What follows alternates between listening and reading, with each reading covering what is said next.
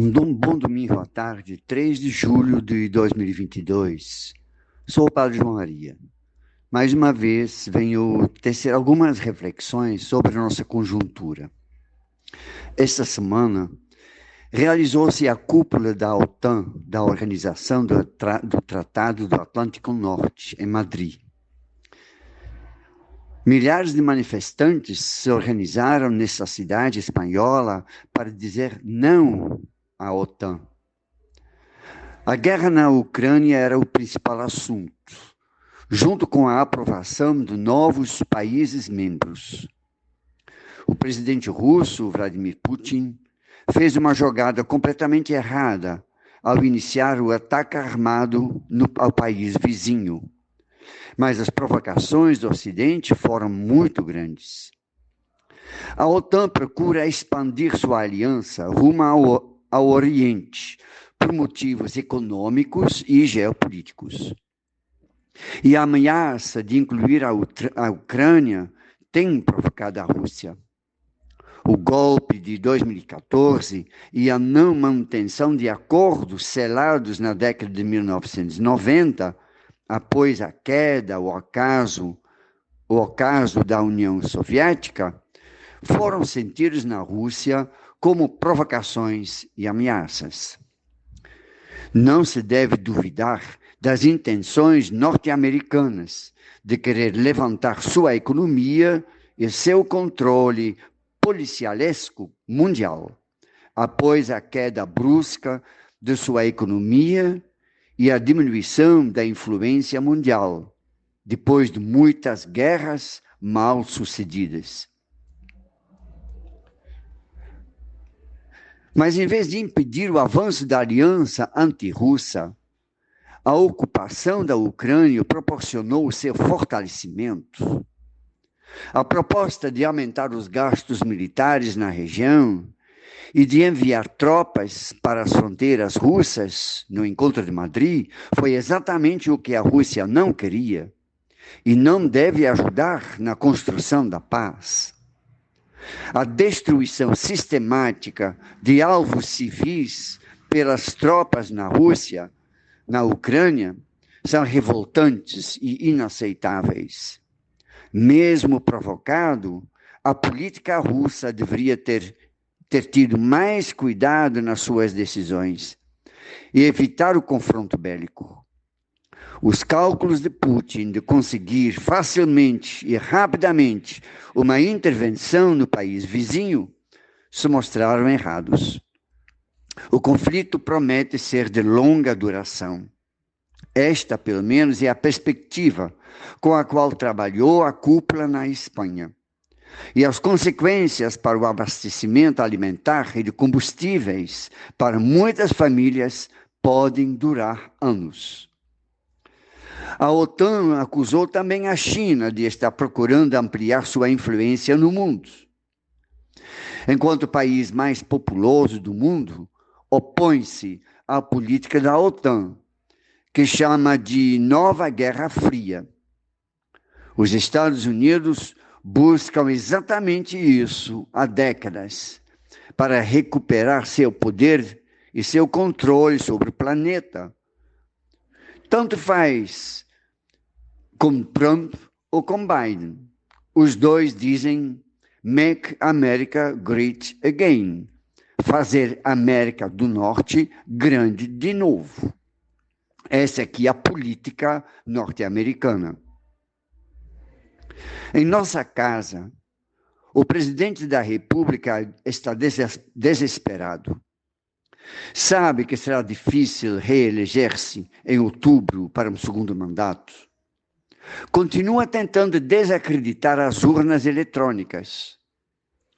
O general Braga Neto, candidato a vice na chapa de Bolsonaro, ameaçou na semana passada, na sexta-feira, 24 de junho, em encontro com empresários no Rio de Janeiro, ameaçou com a suspensão das eleições, se o Superior Tribunal Eleitoral, chefiado por Alexandre de Moraes, não atender às exigências de auditoria do resultado, como quer o presidente e a cúpula do Exército. continua insistindo no voto impresso, que em épocas não muito distantes foram a principal forma de alteração dos resultados eleitorais, de corrupção eleitoral. Os perdedores de amanhã querem reintroduzir no país a corrupção e a bagunça eleitoral que existiu em décadas passadas. Os seguidores do presidente espalharam até uma notícia de que um suposto general Tácito Cavalcante, que não existe, teria sido nomeado ministro de Defesa com a tarefa de preparar um golpe. O desespero impera também nos grupos neonazistas, que se sentiram bem à vontade para praticar crimes durante o desgoverno de seu chefe. Com apoio da bancada do PT, uma PEC, Projeto de Emenda Constitucional, a do número 1 de 2022, foi esta semana aprovada no Senado. Ainda deve ir para a Câmara. A PEC cria uma série de benefícios, benesses, para a população mais pobre e para setores influentes da sociedade. Amplia o valor do Auxílio Brasil para R$ 600, porém não recupera o valor de compra do auxílio emergencial de 2020 por causa da alta da inflação. Estendeu seu alcance para todas as famílias em situação de extrema pobreza, o que não era o caso com o Auxílio Brasil. No entanto, é uma medida necessária, porém meramente eleitoreiro, porque só vale até o final do ano. A PEC cria ainda um subsídio diesel para caminhoneiros e uma ajuda combustível para taxistas e mais outros benefícios. A bancada do PT fez a proposta já em 2021, mas ela foi negada. Hoje são 41,6 bilhões de reais que violam o que determina a Emenda Constitucional 95 de Michel Temer, de 2016, que congelou por 20 anos os gastos sociais. O ex-ministro do STF, do Supremo Tribunal Federal, Carlos Veloso, alertou que há 3 meses do pleito eleitoral, esse tipo de introdução de políticas sociais é proibido pela Constituição. É usar a máquina do Estado e recursos públicos para fazer propaganda eleitoral. Somente em situação de calamidade ou emergência pública promulgada, tais políticas poderiam ser introduzidas, o que não é o caso. Não se discute a situação desastrosa em que se encontra o país. A fome e a miséria não são uma fatalidade, nem resultado de causas naturais. São consequências diretas de uma condição da política durante os últimos anos, desde 2016 pelo menos. O governo teima em manter o preço dos combustíveis e do gás atrelado ao mercado internacional e ao dólar, mesmo que o petróleo é nacional.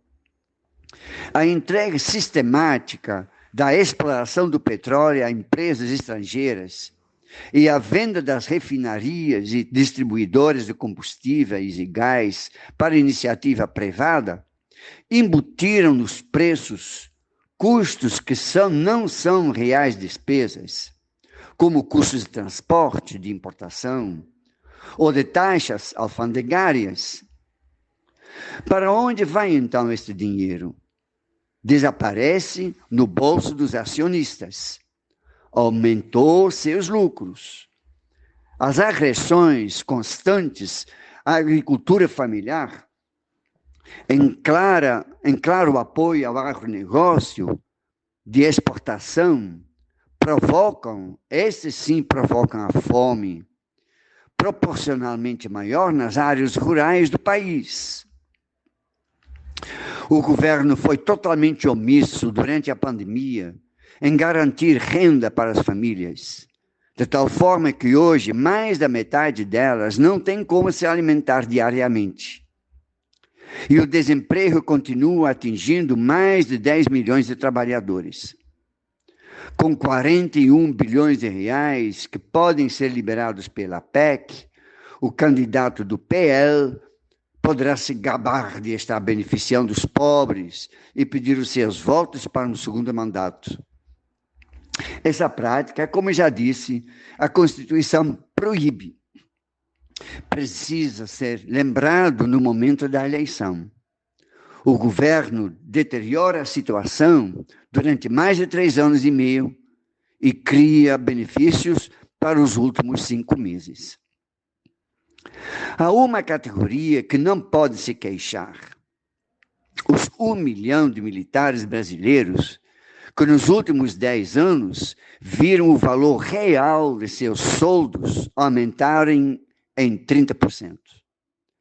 A maioria das demais categorias de funcionários públicos não chegaram a 10% do aumento real e muitas perderam renda, sem falar do salário mínimo, que perdeu totalmente seu valor de compra nos últimos anos. Por total falta de interesse do Ministério da Saúde, o Conselho Nacional de Saúde decidiu alterar a data da Conferência Nacional de Saúde Mental para o mês de maio do próximo ano, de 2023. A situação da saúde mental no Brasil se agrava a cada dia.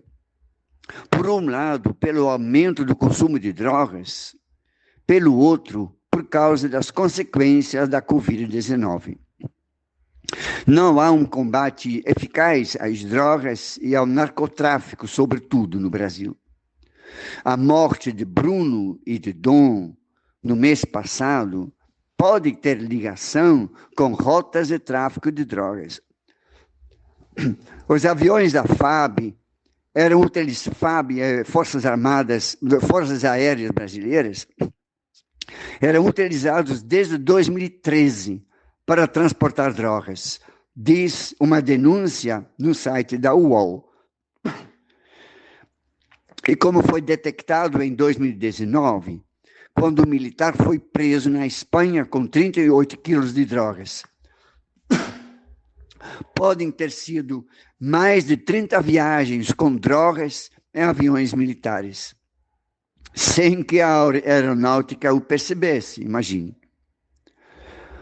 O fim da corrupção, ponto decisivo na campanha do capitão expulso do Exército, campanha de 2018, mostra-se uma grande piada. Em Alagoas, o presidente faz campanha ao lado do ex-presidente Collor de Mello, que sofreu impeachment por corrupção. Todas as investigações de corrupção que têm como alvos sua família, seus amigos, seus apoiadores, estão sendo boicotados ou os delegados transferidos, delegados policiais.